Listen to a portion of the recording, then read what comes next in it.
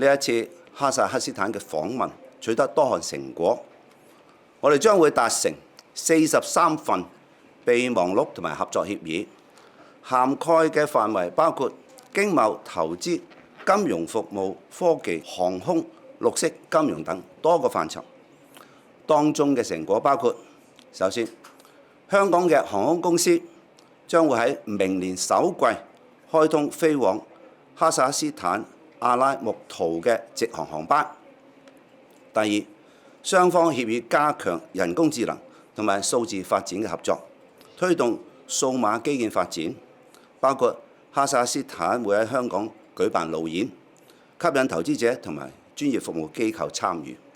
第三，香港三大創科園，即係數碼港、科技園同埋港深創科園，同阿斯塔納樞紐協議加強創科合作。第四，港交所同埋阿斯塔納樞紐以及阿斯塔納國際金融中心協議加強合作，促進綠色金融生態系統嘅發展、跨境上市以及大宗商品交易市場嘅合作機遇。第五，香港嘅資本公司同哈薩克斯坦主權財富基金共同投資1億美元，喺哈薩克斯坦建立區域血液淨化產品製造中心。